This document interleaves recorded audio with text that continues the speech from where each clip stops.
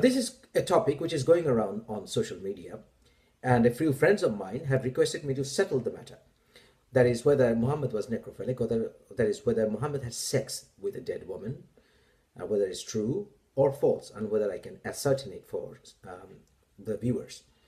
First of all, let's talk about the hadiths in question. The hadith is this: Muhammad took off his shirt and placed it on a dead woman. The dead woman in question was Fatima bint Asad. Fatima bint Asad was Muhammad's kind of foster mom, Muhammad's aunt, who used to take care of Muhammad when he was a child. And it goes on to read. All right, and placed it on a dead woman, that is Fatima bint Asad, lay with her in her grave. Lay with her in her grave. What's the purpose of laying with her grave? And the word used here, lay, it was istiza. That means in most of the usage of the term, it refers to having sex with someone. You don't need to know the Arabic very well to find out what it can be used for. I heard one of the scholars saying, who criticizes Islam, says that it means sleeping with someone can be used in different ways. For example, if I say, I slept with her last night, you need to understand the context. So the word sleeping with someone can be referred to having sex. So this was happened here, obviously, because there can be no other reason why someone should be sleeping with someone on top of someone when she's already laying in the grave. There's no way you can find out whether the grave is comfortable unless you take the corpse out, because the grave should be big enough for one person, not two. So if you want to find out whether the grave is suitable enough, well, if you love her too much, you are crazy for her, and she was your part of your family, before you lay down the corpse, you test it yourself if you're crazy enough to do that. But laying with it doesn't make any sense to find out whether it is comfortable or not. That's one thing. And now let's move on. The grave diggers proceeded to hurl dirt atop the corpse and the prophet. The prophet exclaimed, the grave diggers proceeded to hurl dirt atop the corpse, and the prophet exclaiming, O prophet, we see you doing a thing you never did with anyone else. O prophet, we see you doing thing you never did with anyone else. They were trying to put dirt on top, and then the prophet said, and then they said, the people who were trying to put dirt on the corpse, O prophet, we see you doing a thing you never did with anyone else. That means they were not even expecting Muhammad to be lying with her. And doing what? Lying with someone, just that will not be something they will say, we never saw you doing this. Then it goes, to which Muhammad responded, I have dressed her in my shirt, okay, so that she may be dressed in heavenly robes. I have laid with her in her grave, so that the pressure of the grave, that means the azab, all Muslims believe that when someone dies, he suffers the torments in the grave. This is called azab. Then it goes, that the grave, also known as, as I said, torments of the grave, may be elevated for her. May be elevated for her. So just laying down with someone, why should it elevate? No, it shouldn't. There's nothing to say that. Muhammad didn't do with anyone else, not even with his wives. So why did he do that? He did it because he wanted to give that dead woman a special status, a special protection, by having sex with her, making her one of the mothers of the Ummah, and thereby lessening the torments of the grave. You don't have to be a rocket scientist to figure that out.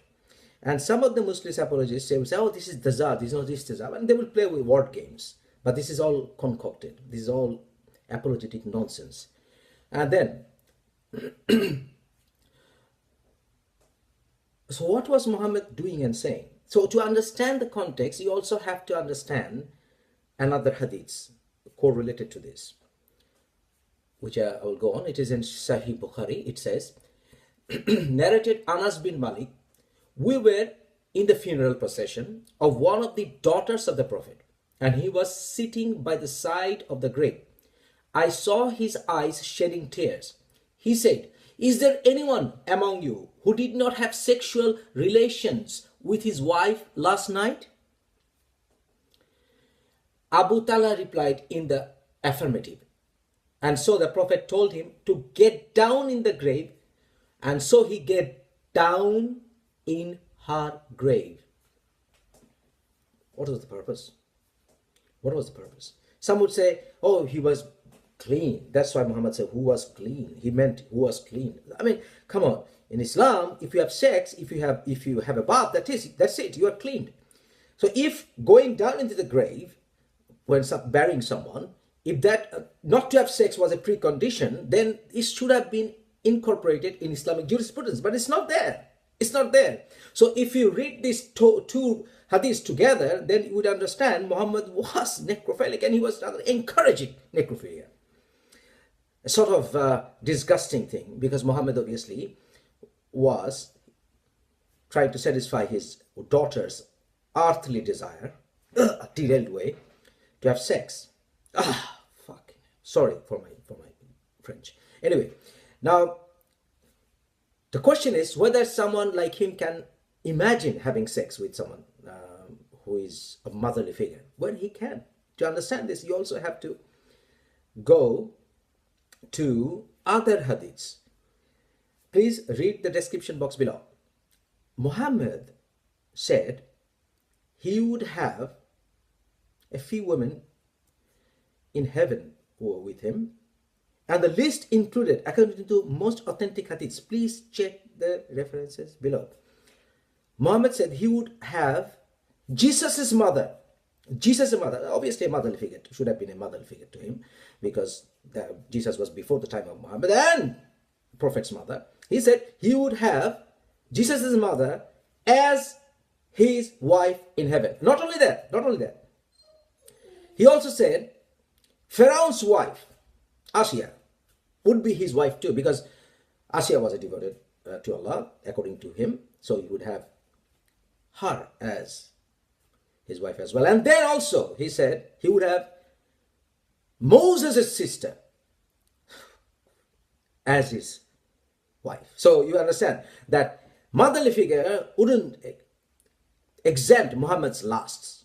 So having a foster mom in the grave and having sex and considering her to be a wife coming in the coming world and having sex shouldn't be a big thing for Muhammad, because he had cuckoo there, psychopathic maniac. That's what he was. So to understand Muhammad's character, you have to understand a few things: geopolitics. You have to correlate hadiths. You have to correlate his old biography so that you can connect. These are all from authentic hadiths. So he was a necrophilic maniac. I think that's settled.